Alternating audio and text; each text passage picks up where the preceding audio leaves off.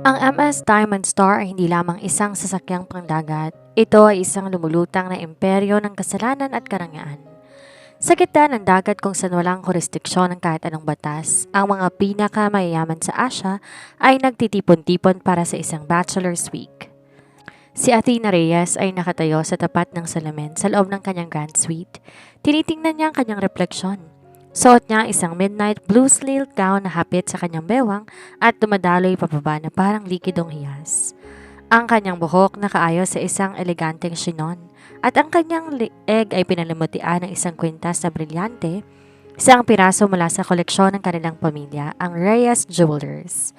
Miss Athena, tinatawag po kayo ng inyong ama sa VIP lounge. Nandun na raw po ang mga Valderrama. Anunsyo ng kanyang personal assistant na si Sarah. Napabuntong hininga si Athena.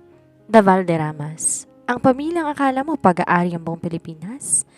Huwag po kayong pahalata, ma'am. Alam niyo naman ang truth sa pagitan ng mga pamilya niyo para sa project na to. Paalala ni Sarah. I know, but that doesn't mean I have to like them. Ang tensyon sa VIP lounge. Pagpasok ni Athena sa VIP lounge, agad siyang sinalubong ng amoy ng mamahaling tabako at scotch. Sa dulo ng silid, nakita niya ang kanyang ama na masayang nakikipag-usap kay Don Vicente Valderrama. At sa tabi ng matanda nakatayo ang lalaking matagal niya nang iniiwasan sa mga business gala, si Caspian Valderrama. Si Caspian ay ang epitome ng panganib at karangyaan. Nakasuot to ng black tuxedo na tila hinulma sa kanyang matikas na katawan. Ang kanyang mga mata ay kasing talim ng laser at ang bawat kilos niya puno ng otoridad. Athena, come here, Iha, tawag ng kanyang ama. I believe you've met Caspian before? Nagtagpo ang kanilang mga mata. Isang kuryente ang dumaan sa katawan ni Athena na pilit niyang tinago sa likod na isang malamig na ngiti. Mr. Valderrama, formal na bati ni Athena. Miss Reyes, sagot ni Caspian. Ang kanyang boses malalim, baritono at tila may nakatagong pangungutya. I heard you're the one leading the interior revamp of our new hotel chain. Brave move for someone so young. Age has nothing to do with competence, Mr. Valderrama, just like how wealth has nothing to do with manners. Matapang nagante ni Athena. Bahagyang napangisi si Caspian. Sa loob ng silid na yon, lahat yumuyuko sa kanya maliban sa babaeng to. Ang pagtaka sa deck. Pagkalipas na ilang oras ng pakikipagplastikan, di na nakayanan ni Athena ang ingay ng tawanan at ang mapanuring tingin ni Caspian ay tila sumasakal sa kanya. Nagdahilan siya na magpapahangin lang at mabilis na lumabas patungo sa observation deck. Ang bahaging pinakataas ng barko kung saan tanging ang dagat at ang buwan lamang ang saksi. Malamig ang hangin. Hinayaan ni Athinang liparin ang ilang hibla ng kanyang buhok. Kala ko ba hindi ka tumatakas sa hamon, Miss Reyes? Halos mapatalon si Athena sa gulat. Nakasandal si Caspian sa isang poste, may hawak na baso ng alak. Tila kanina pa ito naroon, pinapanood siya sa dilim. Hindi ako tumatakas, nagpapahinga lang. Ines na sabi ni Athena. Bakit ka ba sunod ng sunod? I am not following you. I own this ship. I can go anywhere I want. Lumapit si Caspian. Ang bawat takbang ay tila isang pag-atake sa espasyo ni Athena. But you look different under the moonlight. Less like a CEO, more like a woman. At anong tingin mo sa isang babae, Caspian? Isang accessory? Isang acquisition? Huminto si Caspian sa harap niya. Masyado tong malapit. Naamoy ni Athena ang halo ng sandalwood at ang matapang na amoy ng alak. Tonight, I don't want to talk about acquisitions. I want to talk about why your hands are shaking. Bulong ni Caspian habang hinahawakan ang kamay ni Athena. They are not shaking because of fear. Pagtatanggol ni Athena kahit sa totoo lang, halos himatayin siya sa lapit ng lalaki. Then why? Hinawakan ni Caspian ang panga ni Athena. Pinilit itong tumingin sa kanya. Is it because you want me as much as I want you right now? Di nakasagot si Athena. Ang galit niya ay unti-unting napalitan na isang mapusok na atraksyon. Bago pa siya makapag-isip ng matuwid, nilapat na ni Caspian ang kanyang labi sa labi ng dalaga. Ang mapusok na kasunduan. Ang halik na iyon hindi banayad. Puno yon ng taon-taon na kompetisyon, puot at pagnanasa. Binuhat ni Caspian si Athena at sinandal sa railings ng deck. Ang bawat haplos ni Caspian ay tila nagiiwan ng marka sa balat ni Athena. My sweet, now. Utos ni Caspian sa pagitan ng mga halik. Yes, sagot ni Athena. Tila nawala ng lahat ng katinoan. Sa loob ng Royal Suite, tila bumuka ang langit at ang lupa. Sa ibabaw ng marangyang kama na gawa sa Egyptian silk, binigay ni Athena ang lahat. Wala siyang pakialam kung kaaway ng pamilya niyang lalaking to. Sa gabing yon, siya ay si Athena lamang, at ang lalaking nasa ibabaw niya ay ang kanyang mundo. Naging marahas, matagal at puno ng emosyon ng kanilang pag-iisa. Sa bawat ungol ni Athena, tila tinatawag niyang tadhana. Sa bawat pagbaon ni Caspian, tila gumagawa siya ng isang pangakong hindi niya kayang panindigan. Ang malamig na umaga at ang tseke. Nagising si Athena sa tunog ng mahinang pagbukas ng pinto. Ang araw ay sumisilip na sa horizon. Masakit ang kanyang katawan, pero may ngiti sa kanyang mga labi habang inaalala ang gabi. Ngunit ang ngiting yon ay agad naglaho nang makita niya si Caspian na nakasuot na ng suit. Inaayos ang kanyang cufflink sa harap ng salamin. Ang mukha nito ay parang bato, walang bakas ng init ng gabi. "You're awake," sabi ni Caspian. Di man lang tumingin sa kanya. "I have to leave. My chopper is waiting. May merger ako sa Singapore." "Caspian, about last night?" Simula ni Athena. "Last night was entertaining." Putol ni Caspian. Kinuha ang kanyang checkbook mula sa table. "But let us be realistic, Athena. We are from rival families. This shouldn't have happened. I don't want any complications." Mabilis siyang nagsulat sa tseke at nilapag to sa bedside table sa tapat mismo ni Athena. "That's 100 million pesos." Malamig na sabi ni Caspian. "Consider it a payment for your service and your silence. I'm sure your family's jewelries can use some extra capital. Don't call me. Don't look for me. This is over." Para tong isang malakas na sampal na nagpamanhid sa buong pagkatao ni Athena. Ang luhang kanina pa gustong kumawala ay nanatili sa kanyang mga mata. Nag-aapoy sa galit. "Service?" Bulong ni Athena. "Akala mo ba bayaran ako? Lahat ng bagay may presyo, Athena, even a reyes." Sagot ni Caspian bago tuluyang lumabas ng pinto nang hindi man lang lumingon. Nanginig ang kamay ni Athena habang kinukuha ang tseke. Hindi niya ito pinunit, sa halip itinago niya ito. 100 million? Mura pa yan para sa sisirain kong buhay mo, Caspian Valderrama.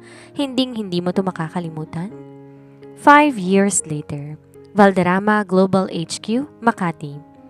Si Athena Reyes ay nakatayo sa harap ng dambuhalang building. Hindi na siya ang babaeng umiiyak sa deck.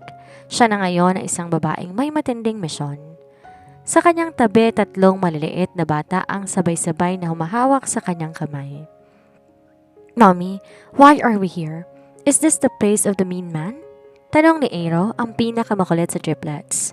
"Yes, baby," sagot ni Athena, habang tinitingnan ng mga anak na ang bawat isa ay may mga matang eksaktong katulad ng kay Caspian.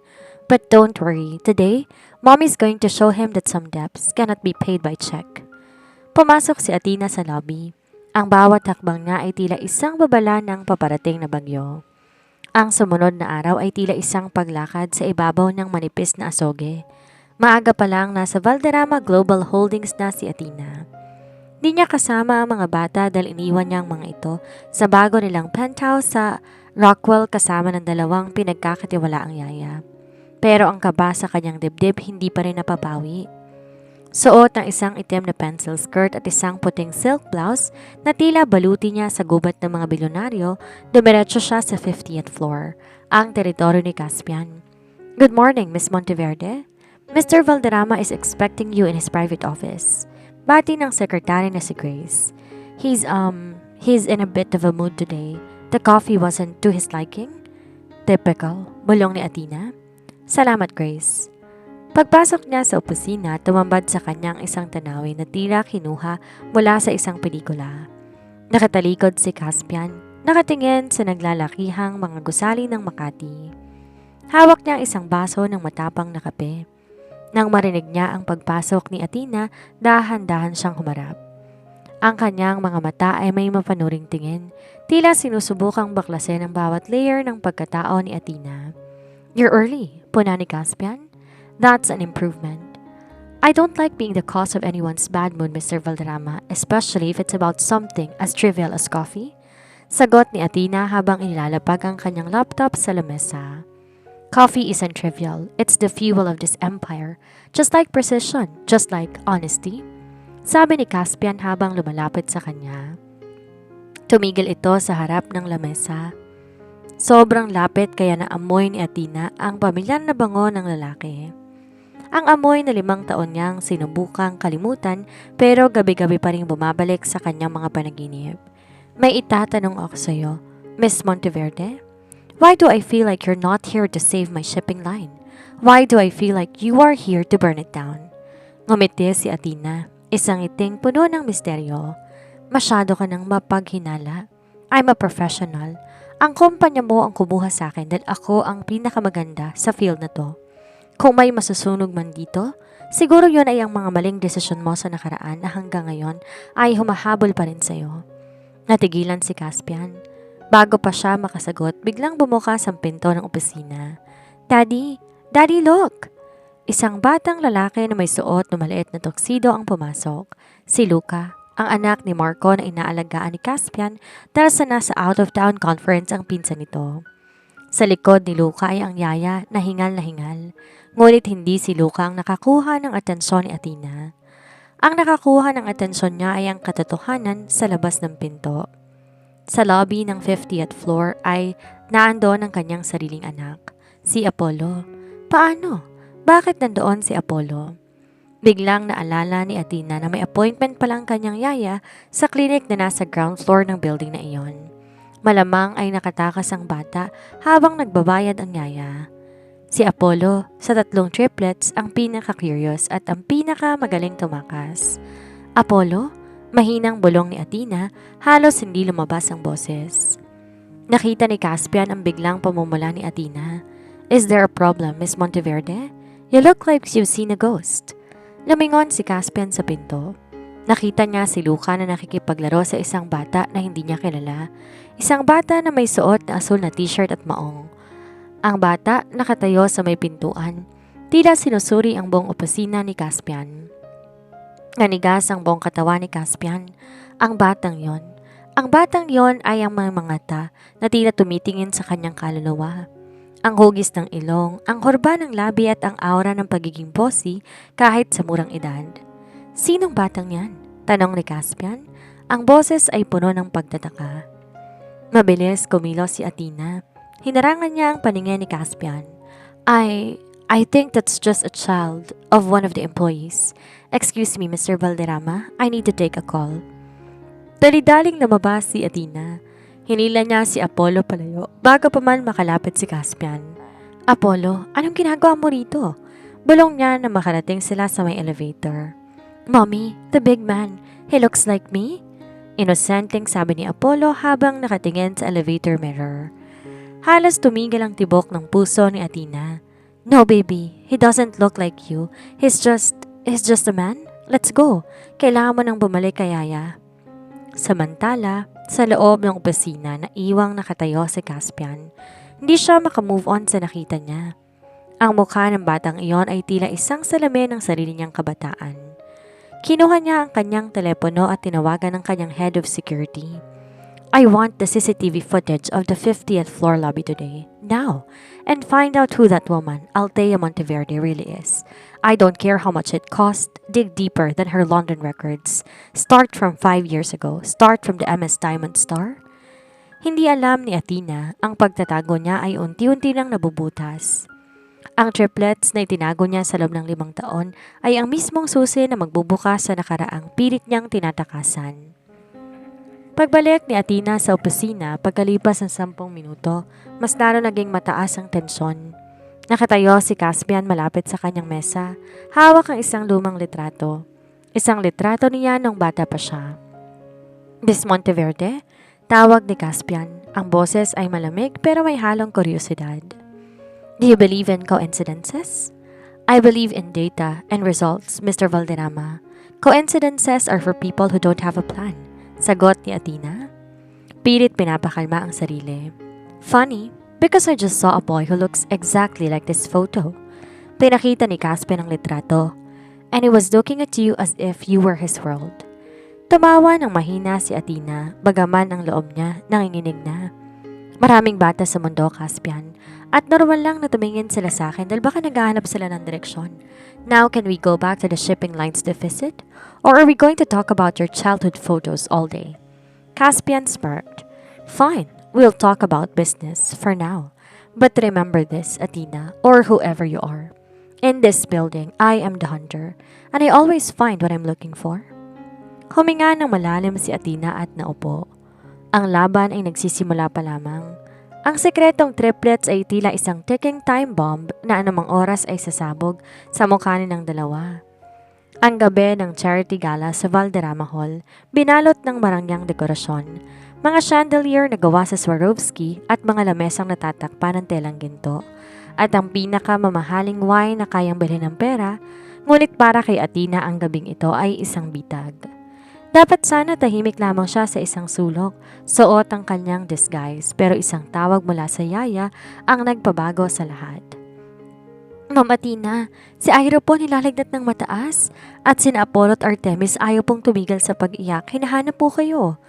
Dahil sa takot at pag-alala, di na nakapag-isip si Athena.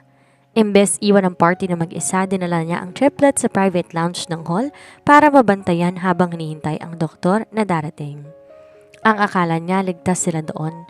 Ang akala niya abala si Caspian sa pakikipag-usap sa mga investors. Mali siya. Mama, I feel hot. Bulong ni Aero habang nakasandal sa dibdib ni Athena. Katabi niya sina Apollo at Artemis na kahit pagod ay pilit na nanatiling gising para protektahan ng kanilang kapatid. Shh, baby, the doctor is coming. Brave boys, diba? Hinalikan ni Athena ang noo ni Aero. Biglang bumukas ang pinto ng lounge. Hindi ang doktor ang pumasok kundi si Caspian Valderrama. Hawak ang isang baso ng scotch. Pagod sa mga plastik ng ngiti sa labas. Tumigil ang mundo. Ang basong hawak ni Caspian ay dahan-dahang nadula sa kanyang kamay at nabasag sa sahig. Ang tunog ng pagkabasag ng kristal ay tila hudyat ng pagtatapos ng lihim ni Athena. Tumingin si Caspian sa tatlong bata. Tumingin siya kay Apollo na tumayo at hinarangan ng kanyang ina at mga kapatid. Tumingin siya kay Artemis na may hawak na maliit na toy car at kay Airo na kamukhang kamukha niya kapag ito ay may sakit. Athea o Athena, ang boses ni Caspian ay nanginig. Isang emosyon na ngayon lamang narinig ni Athena mula sa kanya. Sino sila? Caspian, lumabas ka muna, my son is sick. Matigas pero nanginginig ang utos ni Athena. Soon, humakbang pasulong si Caspian. Sila ba ang dahilan kung bakit ka nawala? Sila ba ang dahilan kung bakit hindi ka bumalik? Lumapit si Caspian at tumuhod sa harap ni Apollo. Ang bata ay hindi natatakot. Sa halip, tinitigan nito si Caspian ng diretso sa mga mata. Ang parehong-parehong mga mata. You're the man from the building, sabi ni Apollo. Are you going to hurt my mama? Naramdaman ni Caspian na isang matinding kirot sa kanyang dibdib na hindi kayang ipaliwanag ng medisina. Tumingala siya kay Athena. Ang kanyang mga mata ay puno ng pagsisisi, galit at pagkalito. 5 taon, Athena. 5 taon mo silang pinagkait sa akin, sigaw ni Caspian. Pagaman mahina na ang boses dahil sa sobra niyang emosyon. Ipinagkait? Natawa na mabait si Athena habang tumutulo ang mga luha. Iniwan mo ko ng cheque, Caspian. Binayaran mo ko para sa serbisyo ko. Sa tingin mo ba sa ganong paraan, karapat dapat kang malaman na may mga anak tayo? Binili mo ang katawan ko pero hindi mo mabibili ang karapatan mo sa kanila. Hindi ko alam, usal ni Caspian. Akala mo lahat ng babae po pwedeng bayaran? Well, look at them, Caspian. Tumingin ka sa kanila. Yan ang bunga ng 1,000,000 piso mo. Yan ang serbisyong sinasabi mo. Binuhat ni Caspian si Airo mula sa kandungan ni Athena. Sa una, gusto tong bawiin ni Athena pero nang makita niyang dahan-dahang kumakapit ang maliit na kamay ni Airo sa tuxedo ni Caspian, napatigil siya. Isang natural na koneksyon na kahit 5 taong tinago, hindi kayang putulin. He's burning up, sabi ni Caspian. Ang boses puno ng pag-aalala ng isang ama. Tumawag na ako ng private medical team ko. Hindi sila aalis dito, hindi kayo aalis dito. Caspian, wag mo kaming pilitin. No, Athena. You had your 5 years. Tumayo si Caspian habang karga ang mga anak.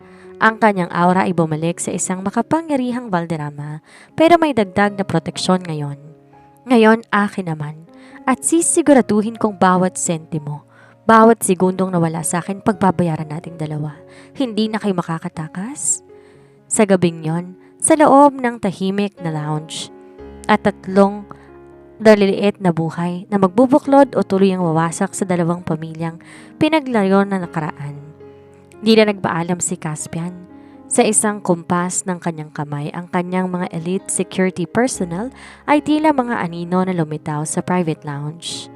Ang ingay ng charity gala sa labas ay tila naging malayong bulong na lamang habang ang tensyon sa loob ng silid ay sapat na para gupitin ang hininga ni Athena. Caspian, ibaba mo si Iroh? Halos pabulong na sigaw ni Athena. Ang boses nanginginig sa pagitan ng takot at pagngangalit. Wala kang karapatan na hawakan siya. Hindi mo siya kilala? Tumingin si Caspian sa kanya. Ang mga mata hindi kasing lamig ng yelo kundi nag-aapoy sa isang matinding determinasyon. Hindi ko siya kilala dahil ipinagkait mo siya, Athena. Pero simula ng gabing ito, wala nang sandali na hindi ko sila makikita. Iroh, Apollo, Artemis, 3 pangalan na dapat matagal ko nang binibigkas. Ma'am Athena, ang gamit po ng mga bata. Singit ng yaya na si Rosa na ngayon ay pinaliligiran na rin ng mga tauhan ni Caspian. Dalhin lahat ng gamit nila sa Valderrama Estate ngayon din. Utos ni Caspian sa kanyang Chief of Security. Wait, no! You can't do this. Hinarangan ni Athena ang pinto. Caspian, kidnapping to. Pwede kitang ipakulong. Isang mapait na ngiti ang sumilay sa labi ni Caspian habang maingat na nililipat si Iroh sa kanyang kabilang braso para hindi ito magising. Ipakulong? Sa sarili kong bansa? Subukan mo, Athena. Pero tandaan mo, bago pa man makarating ang pulis, ang mga batang to, legal nang nakarehistro bilang mga Valderrama. I have the best lawyers and now I have the DNA evidence walking right in front of me. Ang pagpasok sa mansyon. Ang paglalakbay patungo sa Valderrama Estate sa Forbes Park ay dumaan sa isang nakabibinging katahimikan sa loob ng kulay itim na Rolls Royce ni Caspian. Nakaupo si Athena sa dulo, yakap si Artemis na mahimbing nang natutulog. Habang si Apollo naman nakaupo sa gitna, matapang na nakatingin kay Caspian na karga pa rin ang may sakit na si Iroh. Why are you looking at me like that, kid? Sagot ni Apollo. You made my mommy cry. Ang boses niya ay malamig pero puno ng otoridad. Sa cartoons, ang mga taong nagpapaiyak sa mga reyna ay mga kalaban. Natigilan si Caspian. Tumingin siya kay Athena, nakatingin sa labas ng bintana. Pilit tinatago ang mga luhang ayaw tumigil sa pag-agos.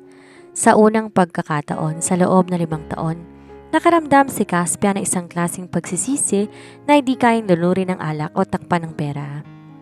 Nang bumukas ang dambuhalang gate ng mansyon, bumungad ang isang palasyo na gawa sa puting marmol at glass walls. Agad sumalubong ang personal medical team ni Caspian. Check the boy in the blue shirt first. He has high fever. I want full report every 30 minutes. Utos ni Caspian sa doktor habang dahan-dahan nilalapag si Iroh sa isang stretcher. Caspian, please. Lapit ni Athena. Ang kanyang boses ay basag na. Hayaan mo na akong umuwi. Mag-uusap tayo bukas. Sa opisina, kahit anong gusto mo, gagawin ko. Huwag mo lamang kaming kukulong dito. Humarap si Caspian sa kanya. Ang distansya nila, halos magkadikit na ang mga dibdib. Kahit anong gusto ko, Athena. 5 taon kitang hinanap pagkatapos kung malaman ko sino ka talaga. 5 taon akong nagtaka kung bakit mo pinunit ang tseke ko at naglaho kang parang bula. Ngayon, nahanap ko ng sagot. Akala mo ba hahayaan ko pa kayong lumabas sa gate na yan? I was hurt. Binayaran mo ko? Singhal ni Athena. And I was so stupid. Sigaw pabalik ni Caspian dahilan para mapatalon si Artemis sa gulat. Agad na hininaan ni Caspian ang boses niya pero mas naging matalim ito. I was a man who didn't know how to handle what I felt that night. Akala ko kapag binayaran kita matatapos ng gulo sa isip ko pero mas lalo lang akong nagulo. Ngayong nandito na kayo, hindi na kayo aalis. You will stay here in this house under my name. Ang gintong hawla. Dinala sila sa east wing ng mansyon, isang bahagi na tinasadyang inihanda para sa isang pamilya. Ang mga kwarto puno ng mga bagong laruan, mamahaling damit na sakto sa sukat ng triplets. Ang gadgets na tila ba matagal ng plano ni Caspian ang pagkakataong ito.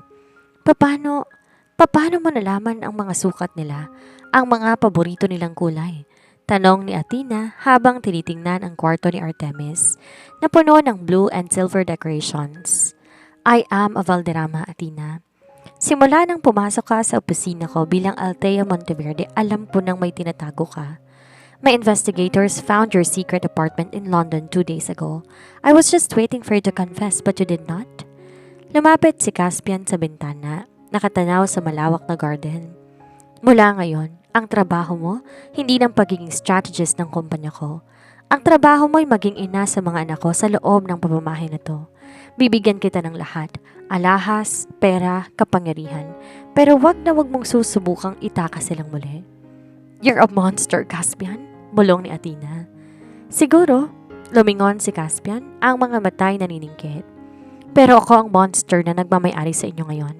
Matulog ka na, Athena, at bukas magsisimula ang bagong buhay ninyo. At maganda ka dahil ipapakilala ko na sa buong mundo ang tagapagmana ng Valderrama Empire.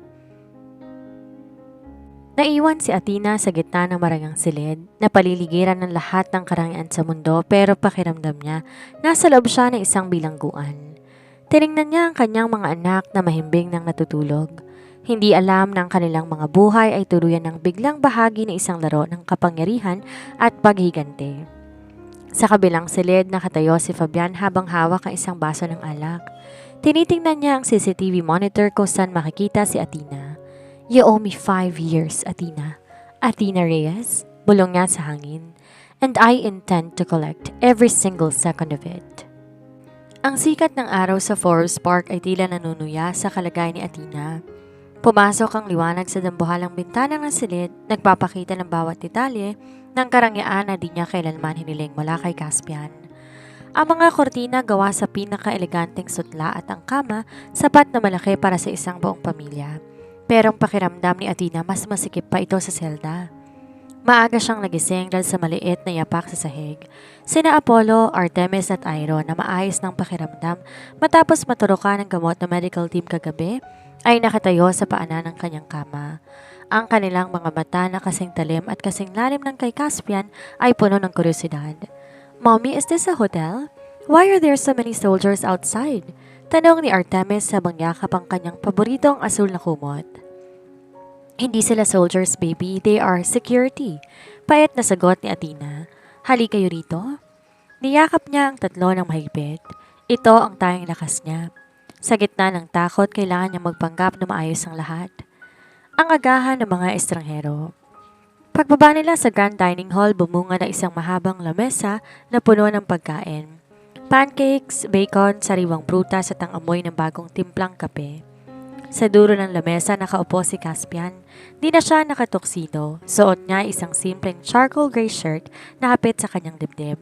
Habang nagbabasa ng mga report sa kanyang tablet.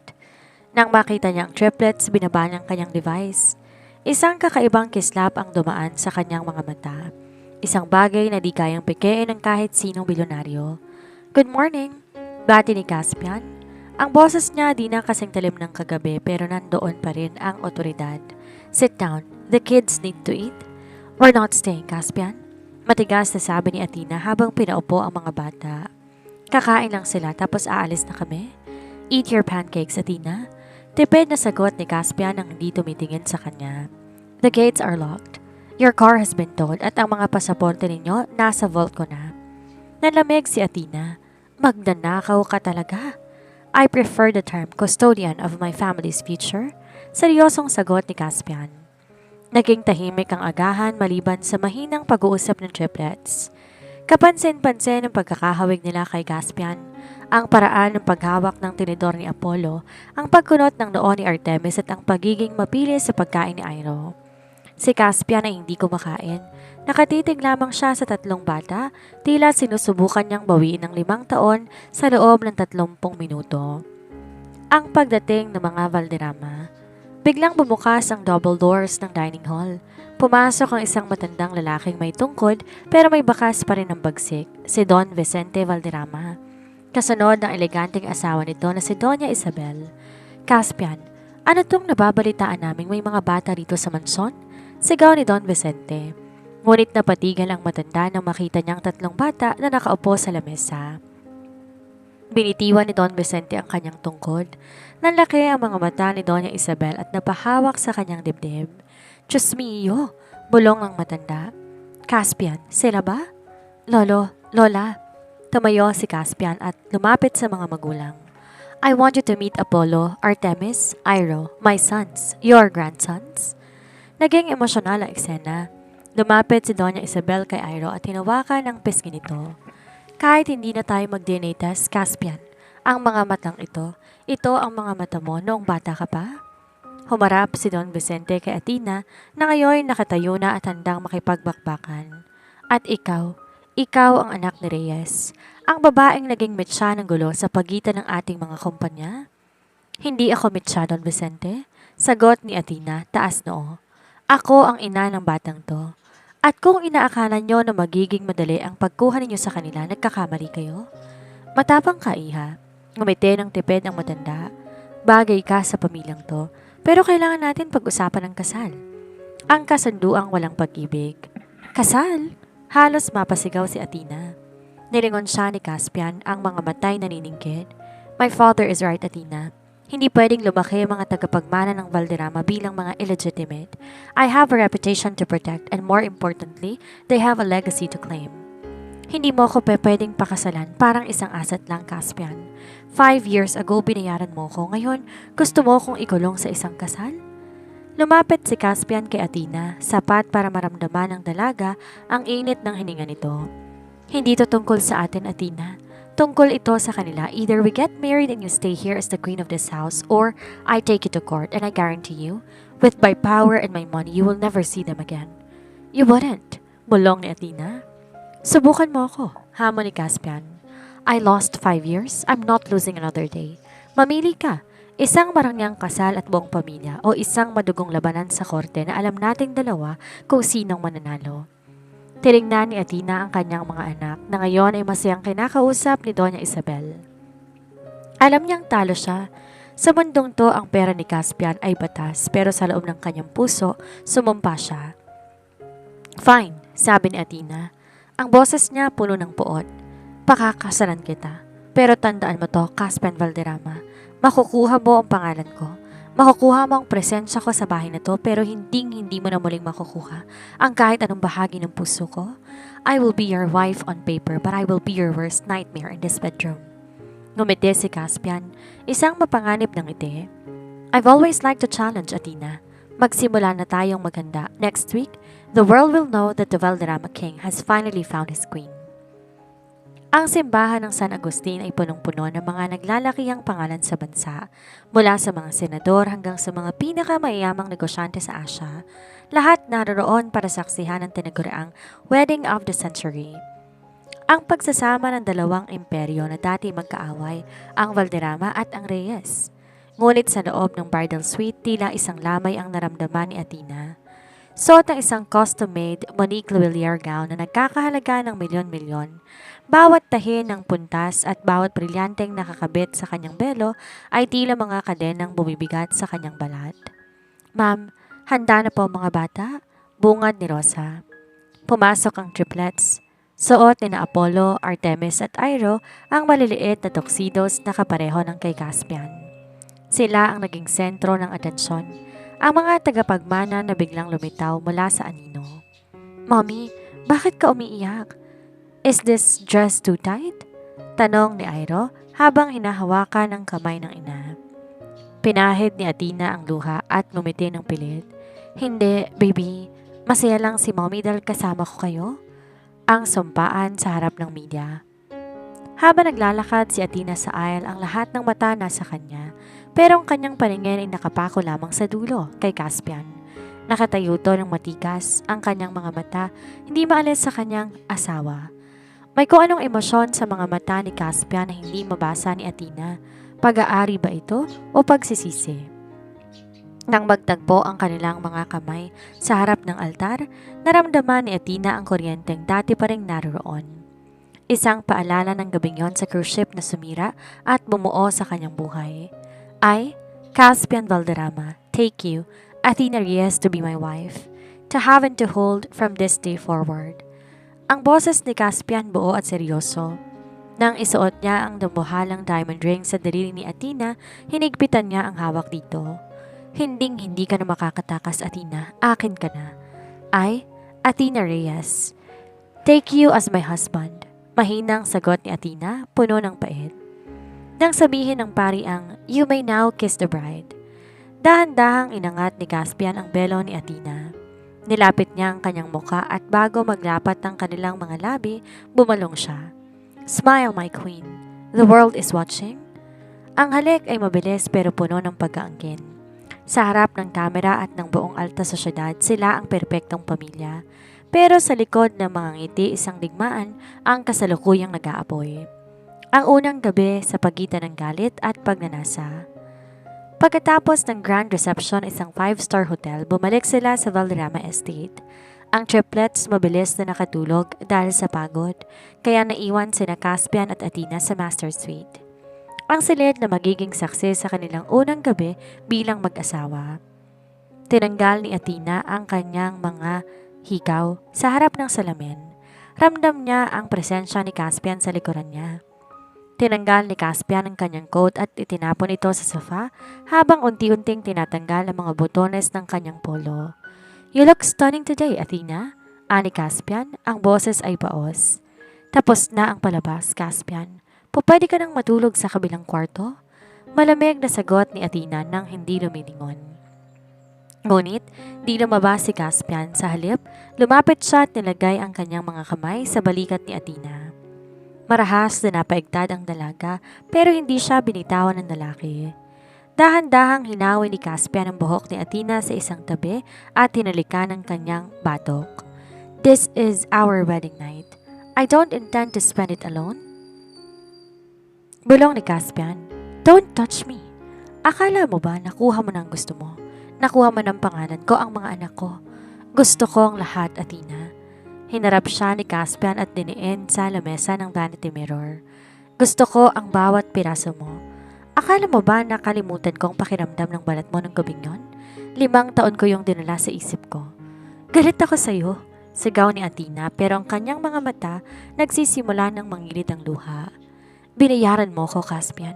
Tinuring mo kong basura. I was a fool. Angel ni Caspian sabay sakal ng bahagya sa leeg ni Athena. Hindi para saktan kundi para maramdaman nito ang kanyang gigil. And I will spend the rest of my life making you realize how much I regret that. Pero wag mong sabihing wala kang nararamdaman sa akin dahil ang bilis ng tibok ng puso mo ay nagsasabi ng totoo. Marahas na hinalikan ni Caspian si Athena. Sa simula ay nanlaban ng dalaga, pilit itong tinutulak pero ang pagnanasang 5 taon ng kinikimkim ay biglang sumabog. Ang galit ni Athena ay unti-unti naging isang mapusok na tugon. Kinabig niya ang batok ni Caspian at pinalaliman ng halik. Binuhat siya ni Caspian patungo sa dambuhalang kama. Doon sa ilalim ng malamlam na ilaw ng chandelier, muling nagtagpo ang kanilang mga katawan.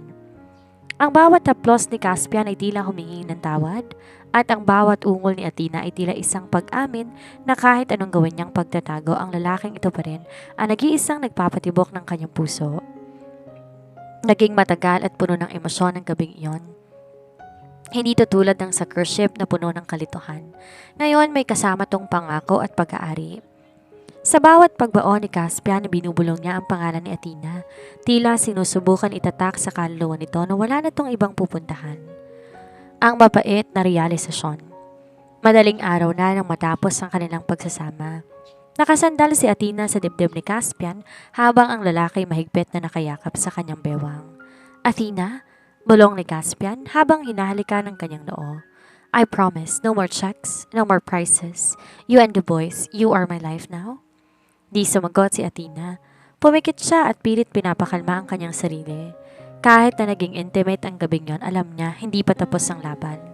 Sa labas ng kwartong ito, ang pamilya Valderrama ay may mga kaaway at ang pamilya Reyes ay may mga sekreto pa na hindi pa alam ni Caspian.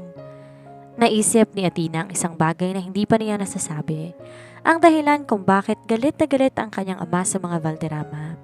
Isang sekretong maaaring sumira sa kasalang ito bago pa man sila maging tunay na pamilya. Nagising si Athena na nararamdaman pa rin ang bigat ng braso ni Caspian na nakapulupot sa kanyang bewang. Sa loob ng marangyang silid na iyon, tila nakalulunod ang katahimikan. Tinitigan niya ang natutulog na mukha ng lalaki. Ang matalas na panga na ngayon medyo relax, ang makakapal na pilik mata, at ang labi na kagabi lang ay nanghina sa bawat hibla ng kanyang paninindigan. Dahan-dahan siyang bumangon, pilit na hindi nagigising si Caspian. Sinot niya ang kanyang robe at lumabas sa malawak na balcony ng kanilang master suite. Malamig ang hangin sa Forbes Park, pero mas malamig ang alaala ng kanyang ama na biglang sumagi sa kanyang isipan. Bago pumanaw ang kanyang ama, may iniwan tong isang itim na vault sa kanilang lumang bahay. Huwag mong bubuksan hanggat hindi mo nararamdamang nasa panganib ang buhay mo mula sa mga Valderrama, sabi nito noon. Ngayon, pakiramdam ni Athena ang panganib ay hindi na sa pisikal na anyo, kundi sa emosyonal na aspeto. Nahuhulog na naman siya sa lalaking binalasubas ang kanyang dangal noon. Ang aga mong nagising. Nagulat si Athena nang maramdaman ang mainit na hininga ni Caspian sa kanyang leeg. Niyakap siya nito mula sa likod. Ang balat nito ay dumidikit sa manipis na tela ng kanyang robe. Hinalika ni Caspian ang kanyang balikat, isang banayad at tila may pagsuyong halik. Iniisip ko lang ang triplets. Pagsisinungaling ni Athena, pagkaman kalahati nito ay totoo.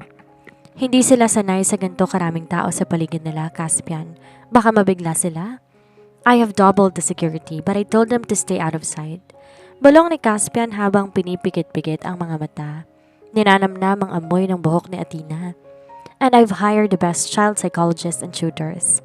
Gagawa nating normal ang buhay nila dito, as normal as a Valderrama life can be. Humarap si Athena sa kanya, ang mga mata puno ng pag-aalinlangan. Normal? Caspian, ang pamilya natin parang aso't pusa. Ang tatay ko sinumpa ang pangalan niyo bago siya mamatay. Hanggang ngayon hindi ko alam kung bakit. Napatigil si Caspian. Lumayo siya ng kaunti at sumandal sa pasamano ng balcony. Ang kanyang mukha ay biglang naging seryoso. May mga bagay sa nakaraan na mas mabuting hindi na makalkal, Athena. Business is a dirty time. Baka may transaksyon silang hindi napagkasundoan. Hindi lang business yon, Caspian. Ramdam ko yon, giit ni Athena.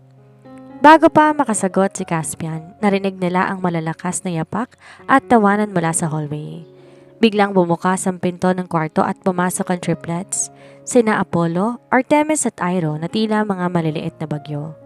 Tumalon sila sa dambuhalang kama, di alintana na ang kanilang mga magulang ay nasa balcony. Mommy, Daddy, look at the garden, may playground na doon. Sigaw ni Iro, ang pinaka-hyper sa tatlo. Napangiti si Caspian, isang tunay na ngiti na bihirang makita ng kahit sino sa business world. Lumapit siya sa kama, binuhat ang dalawa sa mga bata, habang si Apollo naman seryosong nakatingin sa kanya. Do you like it, Iro? I had it built yesterday while you were at the wedding, sabi ni Caspian. Is it really ours? For real? Tanong ni Artemis, ang mga mata ay nagniningning. Everything in this house is yours. Sagot ni Caspian, pero ang tingin niya bumaling kay Athena. Everything I own belongs to you and your mother now. Naging masaya ang sumunod na 2 oras. Naglaro sila sa malawak na garden ng mansyon.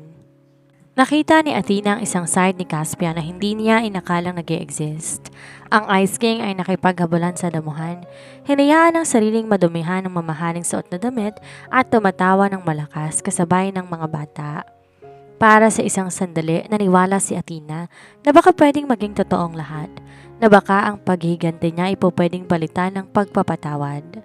Ngunit katahimikang yon nabasag nang dumating ang kanyang dating assistant na si Clara, na ngayon nagsisilbing mata niya sa labas.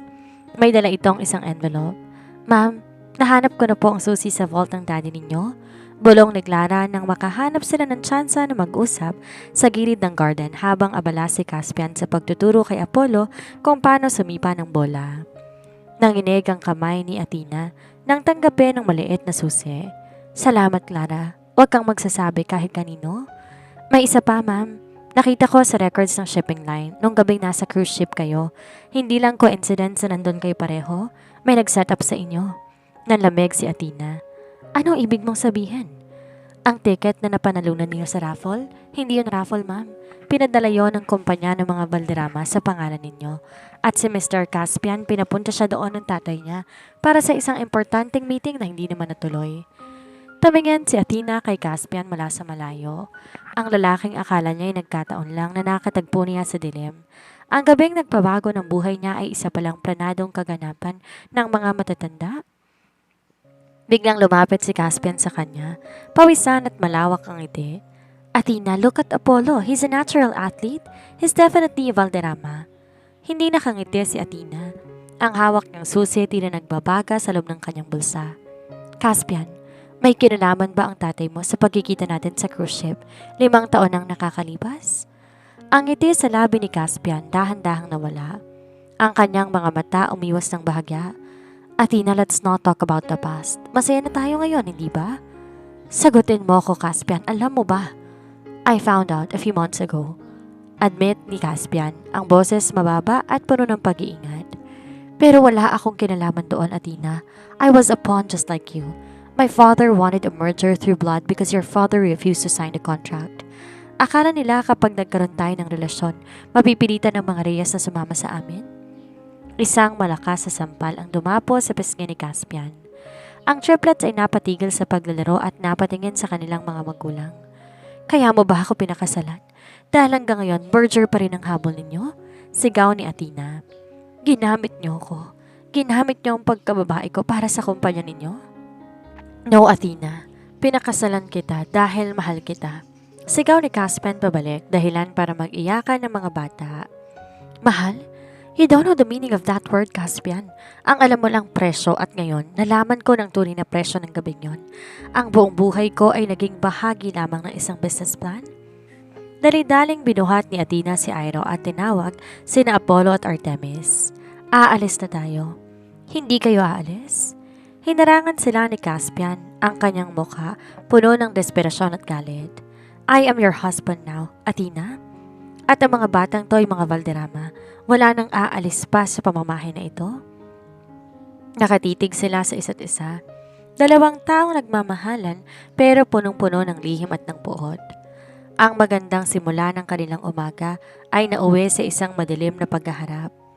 Ang gabi sa mansyon binalot na isang nakabibinging katahimikan na tila ba ang mismong mga pader ay nakikiramdam sa paparating na unos. Matapos ang marahas na bangayan sa garden, inihatid ni Caspian ang triplet sa kanilang mga silid sa tulong ng mga yaya. Bagamat pilit na nagpapakumbaba ang bilyonaryo, di may kakailang otoridad sa bawat takbang nito.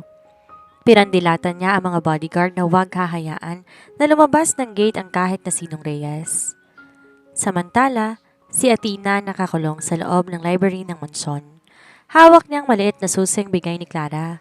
Sa harap niya itim na vault na palihim na ipinuslit ng kanyang assistant sa loob na isang malaking balikbayan box ng mga laruan ng mga bata. Nanginig ang kanyang mga daliri habang pinapasok ang susi. Click! Dahan-dahan bumukas ang vault. Hindi perang laman ito at hindi rin mga alahas. Sa loob may mga lumang litrato, isang microchip at isang sulat na may selo ng Reyes Jewelries. Binasa ni Athena ang sulat na sulat kamay ng kanyang ama. Athena, kung binabasa mo ito, malamang nahanap na ako o tayo ng mga Valderrama. Anak, ang kumpanya natin ay hindi bumagsak dahil sa maling pamamalakad. Ninakaw ito. Noong gabing nasa cruise ship ka, hindi lamang merger ang pakay ni Don Vicente.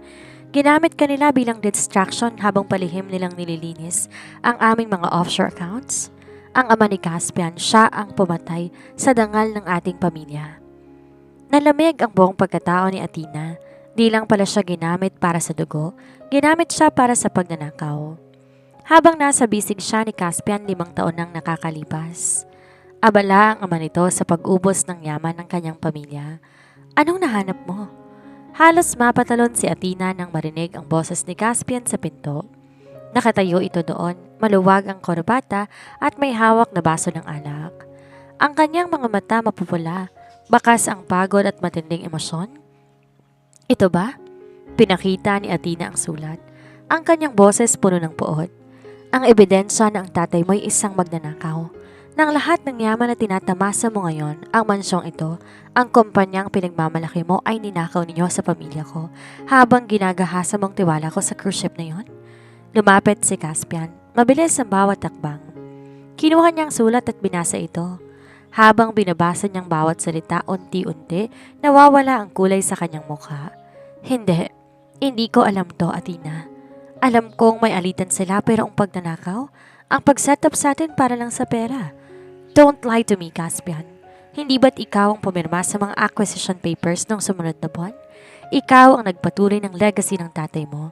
Sigaw ni Athena habang hinahampas ang dibdib ng lalaki. Hinuli ni Caspian ang kanyang mga kamay at idiniin siya sa pader. Hindi ko alam ang pinanggalingan ng mga assets na yon. I was just following orders back then. I was young Athena. I was trying to prove myself to my father. And you proved it by destroying me. Hikbe ni Athena. Kaya mo ba ako pinakasalan? Para manatiling tahimik ang lahat? Para hindi ko malaman ang totoo? Pinakasalan kita dahil hindi ko kayang mabuhay nang wala ka. Bulyaw ni Caspian. Ang kanyang mga mata nanunubig na rin. Akala mo ba madali sa akin ang 5 taon na yon? Bawat gabi mukha mong nakikita ko. Bawat babaeng nakikilala ko, ikaw ang hinahanap ko. Noong nalaman kong may mga anak tayo, akala ko, binigyan ako ng Diyos ng chance na ayusin ang lahat. Walang maayos na kasinungalingan, Caspian. Bulong ni Athena. Biglang naging malambot ang hawak ni Caspian sa kanya. Nilapit niya ang kanyang noo sa noo ni Athena. Kung kailangan ibigay ko sa iyo ang buong Valderrama Global para lang maniwala ka, gagawin ko. I don't care about money anymore, Athena. I only care about you, about Apollo, Artemis, and Iro. Sa gitna ng galit at sakit, muling namayani ang pagnanasa. Isang mabait at marahas na halik ang pinagsaluhan nila sa loob ng madilim na library. Ang bawat haplos ay tila isang pakikipaglaban, laban sa katotohanan, laban sa nakaraan at laban sa nararamdaman nila para sa isa't isa. Binuhat ni Caspian si Athena at nilapag sa ibabaw ng dambuhalang lamesa na gawa sa mahogany. Nagkalat ng mga papeles at libro sa sahig habang marahas na tinatanggal ni Caspian ang kanyang sariling polo. You hate me, but you want me? Bulong ni Caspian sa leeg ni Athena. Ang kanyang hininga ay mainit, puno ng pagnanasa. I hate how much I want you. Sagot ni Athena bago niyang muling nilunod ang lalaki sa isang halik. Naging masidhing muli ang kanilang pag-iisa. Sa bawat kumpas ng kanilang mga katawan, tila sinusubukan nilang kalimutan ang madilim na sekreto ng kanilang mga magulang. Pero sa likod ng bawat ungol at haplos, alam ni Athena na di na magiging kasing simple ng dati ang lahat. Nang matapos ang lahat, habang nakahiga sila sa sahig ng library na napapaligiran ng mga ebidensya ng kanilang pagkawasak, nagsalita si Caspian. Bukas, kakausapin ko ang tatay ko. Haharapin natin siya at ibabalik ko ang lahat sa iyo, Athena. At kung kailangan talikuran ko ang pangalang Valderrama para lang manatili ka sa tabi ko, gagawin ko. Tumingin si Athena sa kisame. Hindi lang ako ang kailangan mong kumbinsihan, Caspian, ang triplets. Balang araw malalaman nilang totoo para may papaliwanag sa kanila na ang lolo nila ang sumira sa pamilya ng mommy nila. Di nakasagot si Caspian. Niyakap niya na mahigpit si Athena. Tila ba sa ganong paraan mapoprotektahan niya ito mula sa katotohanang sila mismo ang gumawa. Ang hindi nila alam, sa labas ng pinto, nakatayo si Don Vicente Valderrama. Naririnig ng matanda ang lahat. Hawak nito ang kanyang tungkod at ang kanyang mga mata puno ng panganib. Hindi hahayaan ng matanda na sirain ng isang babae ang imperyong binuo niya ng ilang dekada, kahit pang sarili niyang apo ang maging kapalit. Ang madaling araw sa mansyon ng mga Valderrama, binalot ng isang makapal na hamog, tila ba kalikasan mismo ay nakikiramdam sa bigat ng hangin sa loob ng bahay. Sa loob ng library, dahan-dahang kumawala si Athena mula sa pagkakayakap ni Caspian.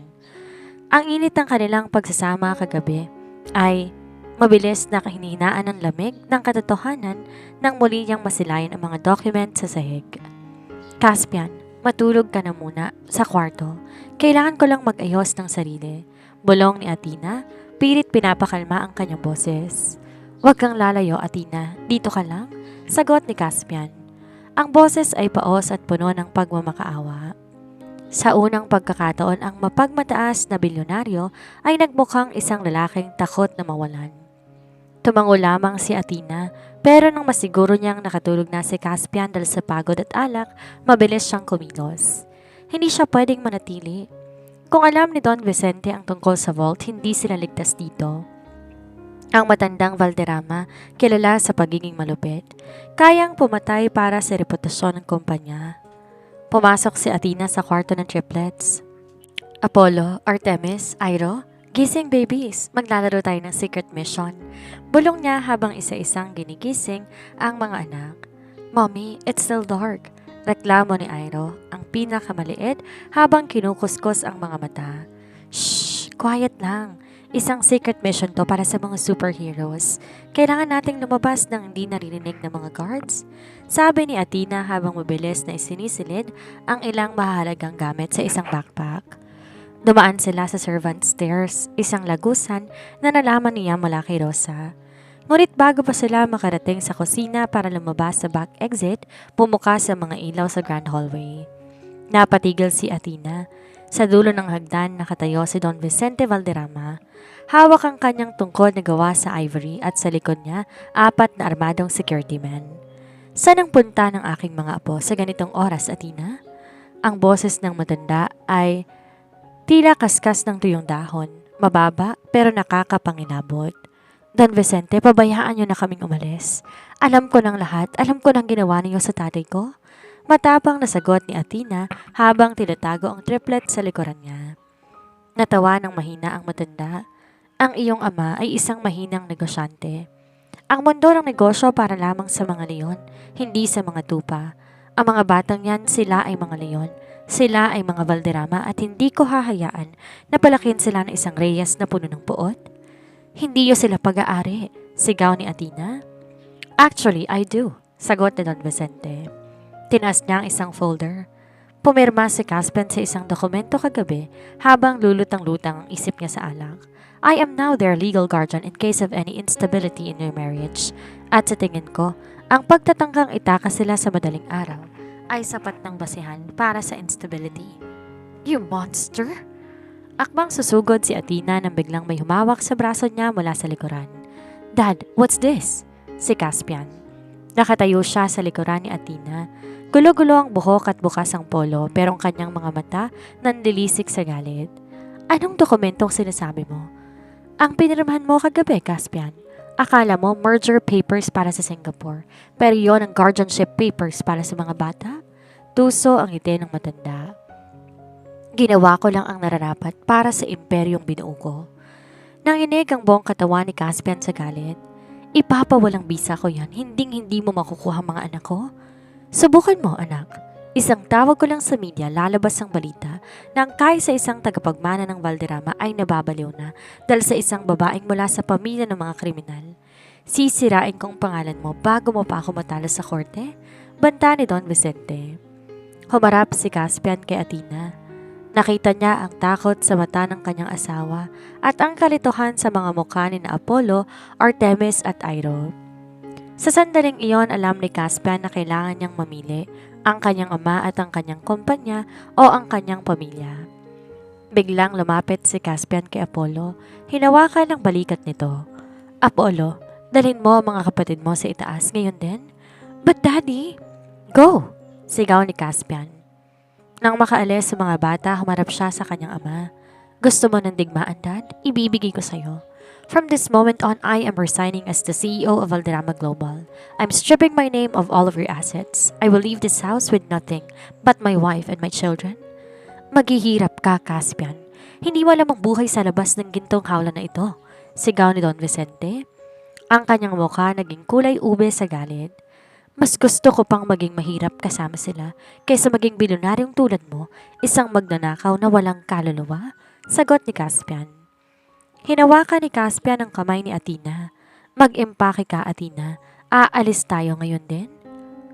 Hindi natin kailangan ng pera niya. Sa loob na isang oras, ang pamilyang Valderrama o ang pamilyang binuo ni na Caspian at Athena ay lumabas na nabuhalang gate ng Forbes Park. Wala silang dalang mamahaling sasakyan, walang guards. Tanging isang taxi lang kanilang sinakyan tungo sa isang maliit na kondo na binili ni Athena nung nasa London pa siya. Sa loob ng taxi, nakasandal si Athena sa balikat ni Caspian. Nawala na ang lahat sa iyo ng dahil sa amin. Hinalika ni Caspian ang tuktok ng ulo ni Athena habang ang triplets ay mahimbing na natutulog sa kanilang kandungan. Hindi, Athena. Ngayon ko lang naramdaman na nahanap ko na ang totoong kayamanan ko. 5 years ago, iniwanan kita ng tseke dahil akala ko yon ang halaga mo. Ngayon, handa akong mawala lahat ng bilyon ko para lang mapatunayan na wala kang katumbas na presyo. Ngunit habang papalayo sila, isang itim na SUV ang tahimik na sumunod sa kanila mula sa malayo. Hindi titigil si Don Vicente at ang sekretong nalaman ni Athena sa vault, may isa pa itong pahina na hindi pa niya nababasa. Isang pahina na magsasabi na ang pamilya Reyes ay may malalaking kasalanan sa mga Valderrama. Ang paglilipat na isang 3-bedroom unit sa isang mid-range condo sa Mandaluyong ay isang malaking sampal ng realidad. Hindi para kay Athena kundi para kay Caspian. Para sa isang lalaki na lumaki na ang tanging sahig na natatapakan ay dekalidad na marmol at ang bawat utos sinusunod ng isang batalyong katulong. Ang pagsisiksikan sa isang elevator kasama ng mga ordinaryong empleyado ay isang banyagang karanasan. Daddy, bakit walang pool sa loob ng kwarto natin? Tanong ni Airo habang pilit na sinisiksik ang kanyang paboritong robot sa isang masikip na shelf. The pool is downstairs, baby. We share it with other kids. Isn't that fun?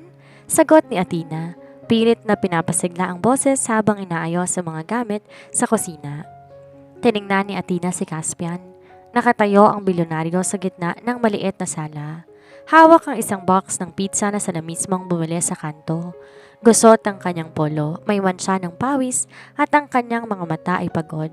Pero nakatingin siya sa triplets na nag-uunahan sa sofa na may ngiting hindi kailanman nakita ni Athena nung nasa Forbes Park pa sila.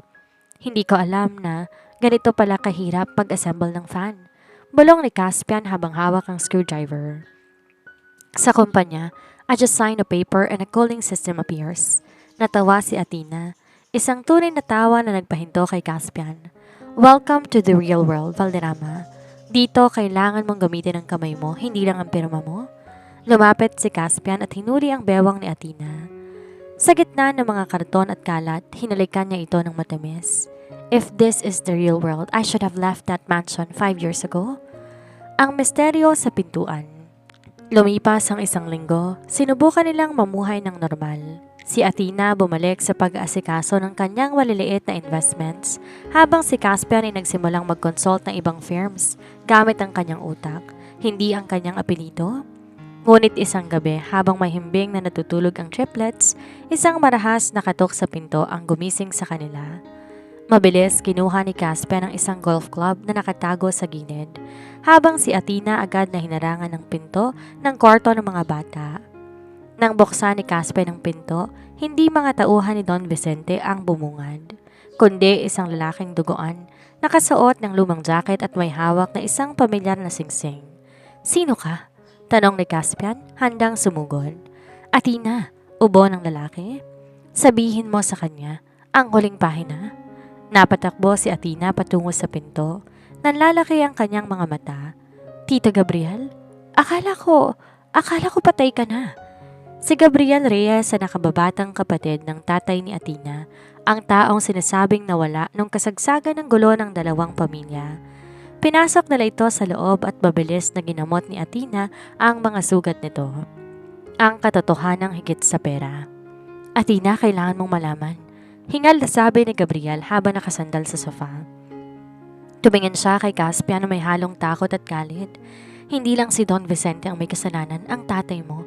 Ang tatay natin bago siya mamatay, may ginawa siya na hindi mo alam? Anong ibig mong sabihan, Tito? Nanginginig na tanong ni Athena. Nilabas ni Gabriel ang isang lumang ledger mula sa kanyang jacket. 5 taon bago ang cruise ship, ang pamilya Reyes ang unang nagnakaw sa mga Valderrama. Ang tatay mo ang nagmanipulate ng stocks ng Valderrama Global kaya muntik ka na silang mabangkarote. Ang ginawa ni Don Vicente sa cruise ship, yun ay ganti. Isang madugong ganti para sa perang kinuha ng tatay mo para isalba ang Reyes Jewelries. Nabitawan ni Athena ang hawak na bulak. Tumingin siya kay Caspian. Ang mukha ni Caspian ay nabalot ng kalituhan. So, it was a cycle? Bulong ni Caspian. My father stole from you because your father stole from us first. Higit pa roon, dugtong ni Gabriel. Ang gabing yon sa cruise ship, ang plano ni Don Vicente hindi lang merger. Ang plano niya ipahiya si Athena sa harap ng buong mundo pagkatapos ng gabi ninyo. Pero ikaw Caspian, bigla kang umalis at nag-iwan ng tseke. Hindi mo alam pero ang tsekeng yon ang nagdigtas kay Athena mula sa mas malaking kahihiyan na nakaplano para sa kanya kinabukasan. Napatulala si Athena. Ang tsekeng kinamumuhian niya sa loob ng 5 taon Ang checking naging simbolo ng kanyang pagiging bayaran ay siya palang naging dahilan kung bakit hindi natuloy ang plano ni Don Vicente na i-broadcast ang kanilang video sa buong barko. Dahil akala ng mga tauhan ni Don Vicente, settled ng lahat sa pagitan ni Caspian at Athena. I saved you without knowing I was saving you. Usal ni Caspian. Ang bangong panganib. Pero hindi pa tapos si Don Vicente, babala ni Gabriel. Nalaman niyang buhay pa ako. Alam niyang hawak kong ebidensya na parehong pamilya ay kriminal at ngayon, papatay niya tayong lahat para malinis ang pangalan ng Valderrama. Biglang namatay ang ilaw sa loob ng buong condo unit. Athena, sa kwarto ng mga bata, ngayon din, sigaw ni Caspian. Mula sa bintana, nakita nila ang mga laser light na tumatama sa pader. Hindi to simpleng agawa ng bata, ito ay paglilinis ng kalat. Kinuha ni Caspian ang kamay ni Athena. Sa gitna ng dilim, ramdam nila ang takot, pero mas nangingibabaw ang determinasyon. Athena, kahit anong mangyari, protektahan mo ang triplets. I will hold them off. No, Caspian, we do this together. Hinila ni Caspian si Athena sa isang madilim na sulok. Sa gitna ng panganib, isang marahas at desperadong halik ang binigay niya sa asawa. I love you, Athena. Higit pa sa bilyon, higit pa sa apelido ko. If I don't make it out of this, shut up. Sasama ka sa amin? Isang pasabog ang narinig sa main door. Ang mga tauhan ni Don Vicente ay nakapasok na. Ang usok mula sa sumabog na pinto, mabilis sumalaw sa dilim ng maliit na kondo. Amoy pulbura at sunog na goma. Hindi na ito ang malamig na laro ng boardroom o ang paligid ng marangyang mansyon. Ito ay totoong gulo at ang tanging proteksyon ni Athena ay ang katawan ni Caspian na humarang sa harap niya. Dapa! Sigaw ni Caspian habang inihila si Athena patungo sa hallway kung saan ang kwarto ng triplets. Isang sunod-sunod na putok ng armas ang bumasag sa mga bintana. Ang mga salamin nagtilamsika na parang mga kristal na ulan. Sa loob ng kwarto narinig ni Athena ang iyak ni Airo, Artemis habang si Apollo, ang batang tila pinaglihis sa bakal ay pilit pinatatahimik ang kanyang mga kapatid sa ilalim ng kama. Mommy! Daddy! Sigaw ni Artemis, ang boses puno ng panginginig. Huwag kayong lalabas, stay down! Sigaw ni Athena habang gumagapang papasok sa silid. Niyakap niya ang tatlo. Sa ilalim ng matibay na mahogany bed, ang kanyang sariling katawan na nagsisilbing kalasag. Sa sala, maririnig ang kalabog ng mga gamit at ang boses ni Caspian na nakikipagbuno. Kahit wala itong armas, ang galit ng isang amang pinoprotektahan ng kanyang pamilya ay sapat na para maging mapanganib. Gamit ang mabigat na silya at ang golf club, hinarap ni Caspian ang unang dalawang lalaki na nakapasok. Gabriel, ilabas mo sila sa fire exit ngayon na! Bulyaw ni Caspian sa kanyang tito na sugatan din. Paano ka, Caspian? Sigaw ni Athena mula sa kwarto. Ang mga luha tuluyan ng umagos. Huwag mo akong alalahanin. Isalba mo ang mga anak ko? Lumingon si Caspian sa pinto ng kwarto. Ang kanyang mga mata ay nagtagpo sa mga mata ni Athena sa huling pagkakataon bago muling sumugod ang mga tauhan ni Don Vicente. Sa saglit na iyon, nakita ni Athena ang isang lalaking handang mamatay para sa kanila. Malayo sa bilyonaryong nag-iwan ng tseke 5 taon nang nakakalipas. Bit-bit ang triplet sa tulong ni Gabriel. Mabilis silang dumaan sa makitid na fire exit ng kondo. Bawat hakbang pababa ng hagdan ay tila 1 kilometro ang bigat para kay Athena. Ang kanyang puso na iwan sa itaas, kasama ni Caspian. Nang makarating sila sa ground floor, isang lumang van na naghihintay. Isang sasakyang inihanda ni Gabriel para sa ganitong pagkakataon. Sakay, bilisan nyo, utos ni Gabriel. Hindi ko maiiwan si Caspian, tito, hindi ko kaya. Hikbi ni Athena bago sinasakay ang mga bata. Kung babalik ka doon, mamamatay kayong lahat. Ang kailangan mo ngayon, ilayo ang mga apo ni Don Vicente.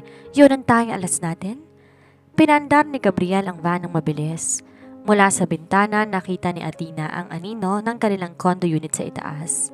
May apoy na lumalabas mula sa bintana.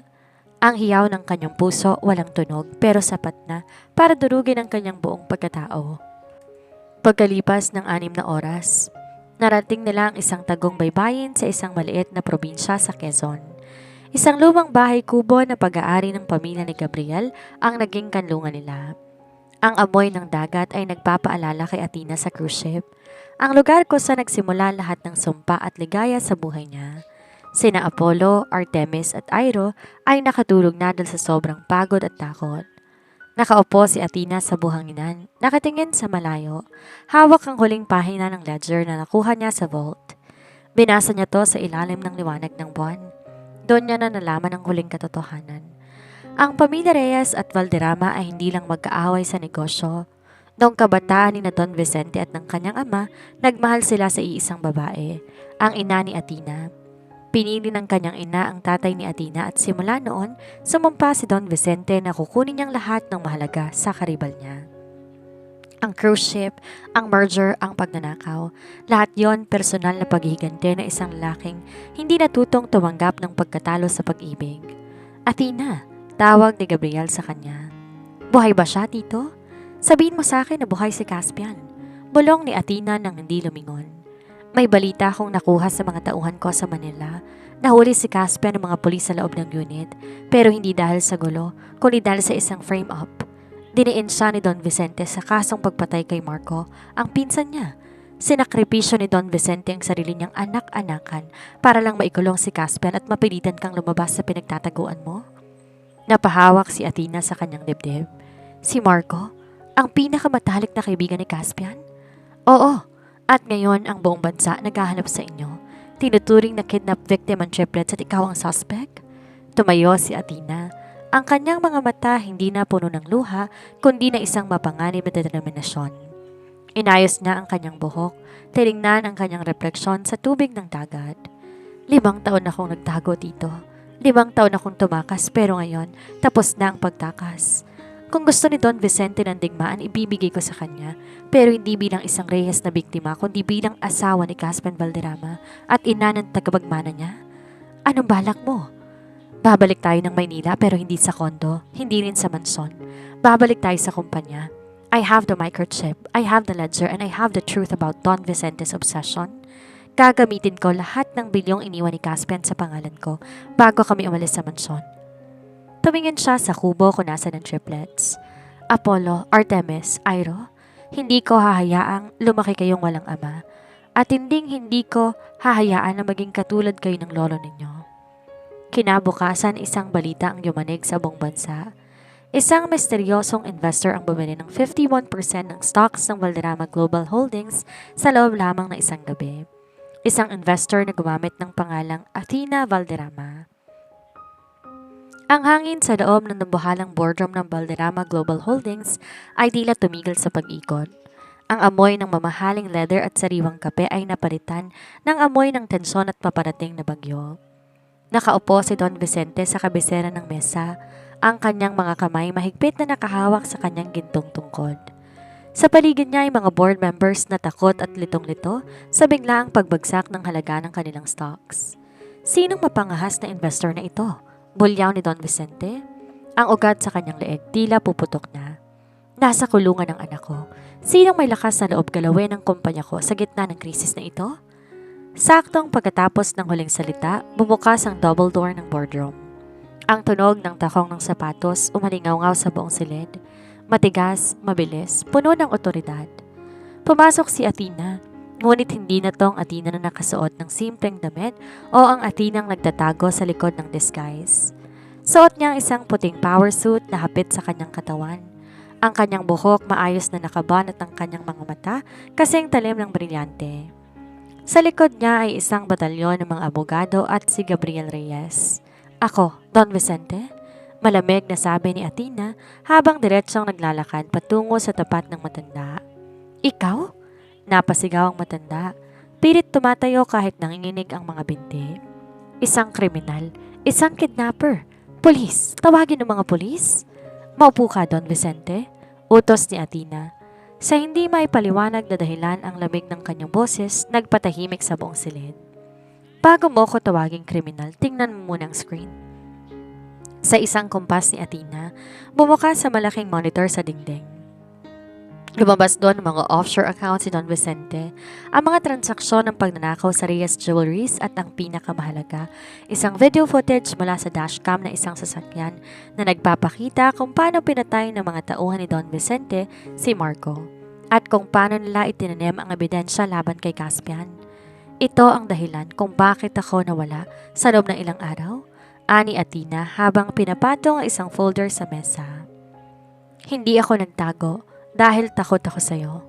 Nagtago ko para tipunin lahat ng dumi mo na tinago mo sa loob ng 30 taon. Wala kang mapapatunayan. Peking lahat ng yan? Sigaw ni Don Vicente. Peke? Ang microchip na nakuha ko sa vault ng tatay ko ay naglalaman ng boses mo, Don Vicente. Boses mo habang inuutusan ng mga tauhan na ipitin ng tatay ko hanggang mamatay to sa atake sa puso. Lumapit si Athena. Ang kanyang muka, polkada na lang ang layo sa matanda. Ginawa mo lahat ng to dahil lang hindi ka pinili ng nanay ko. Ganyan ka na ba kadesperado? Napaupo si Don Vicente. Ang kanyang mukha naging kasing puti ng papel. Alam niya ang pagkatalo niya. Sa loob ng ilang minuto, dumating ang mga otoridad mula sa NBI. Pero bago nila mailabas ang matanda, hinawakan ni Athena ang braso nito. Huling pagkakataon, Don Vicente, bawiin mo lahat ng demanda mo kay Caspian.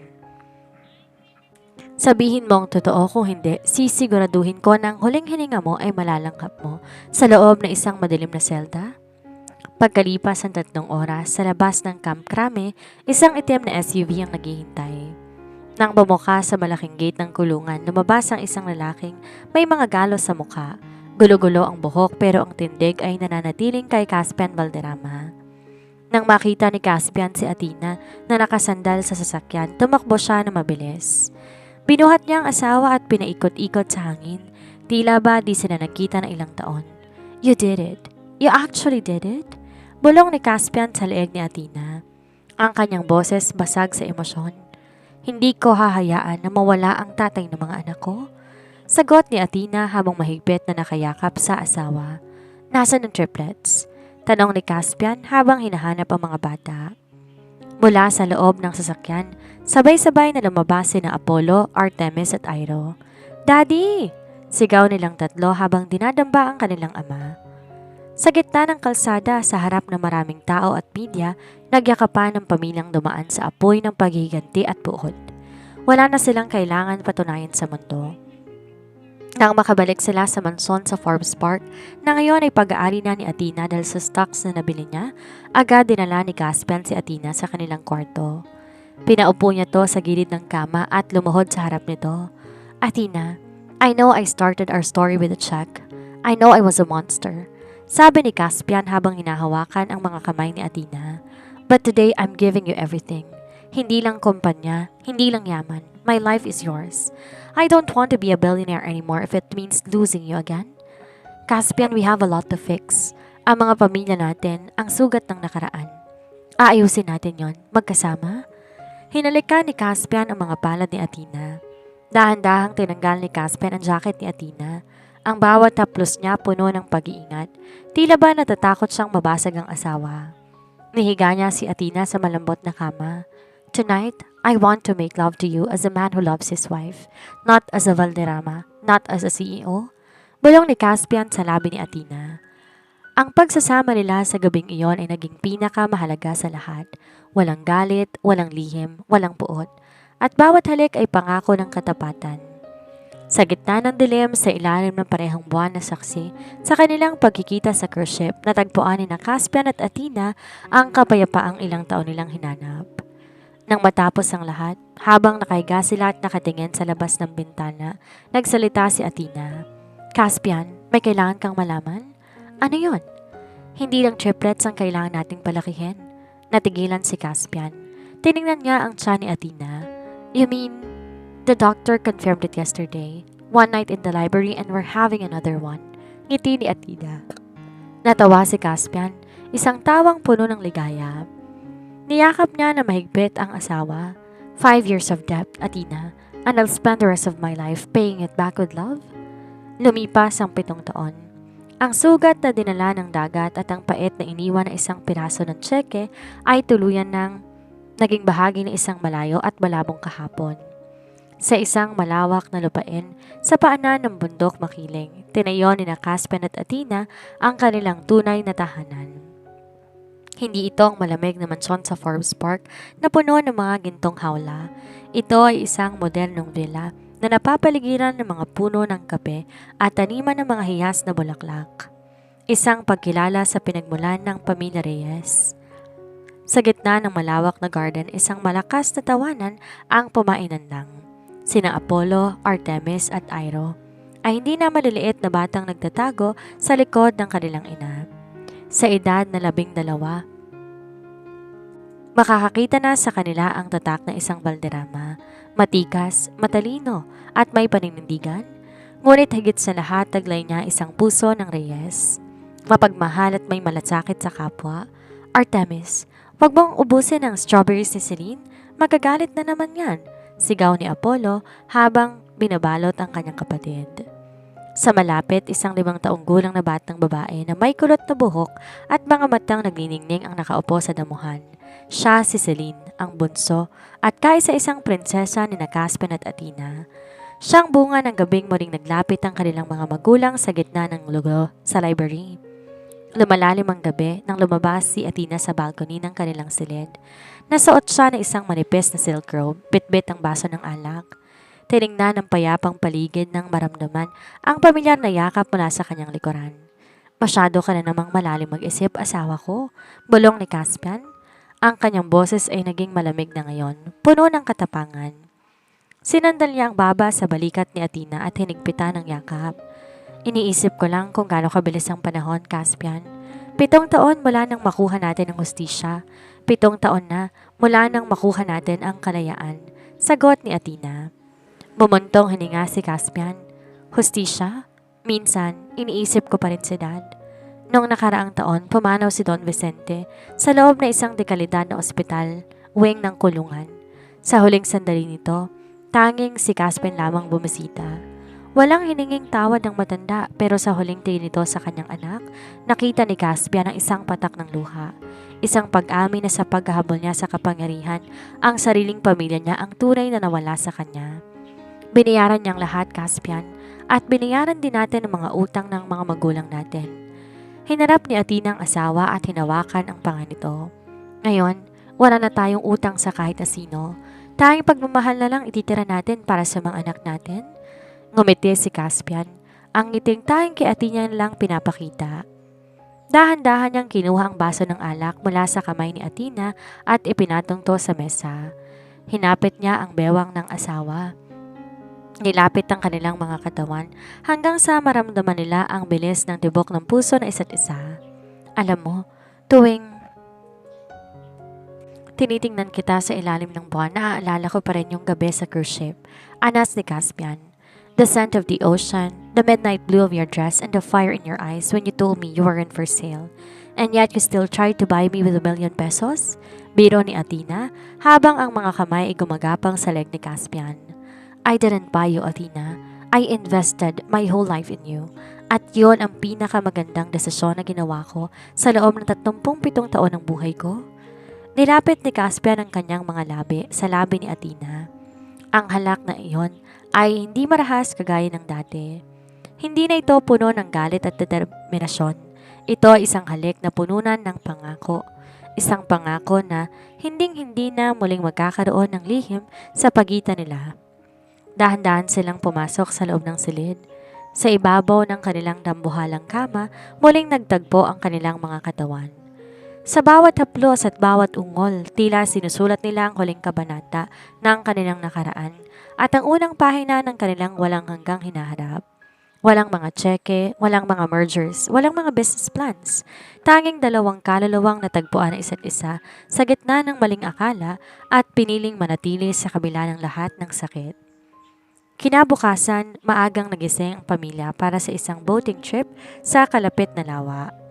Habang nakaupo sila sa yate, isang maliit at simpleng yate, kumpara sa MS Diamond Star, nakita ni Athena ang 4 na anak na masayang naglalaro sa deck.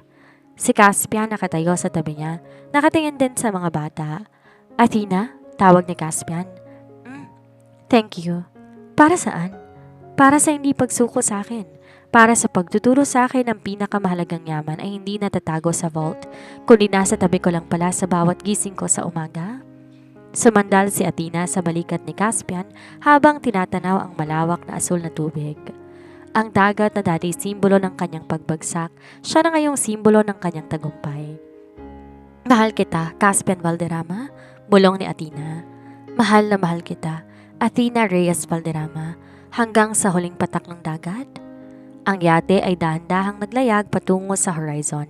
Dalang isang pamilyang binuo ng tadhana, sinubok ng puot at pinagtibay ng pag-ibig ng walang katumbas na halaga.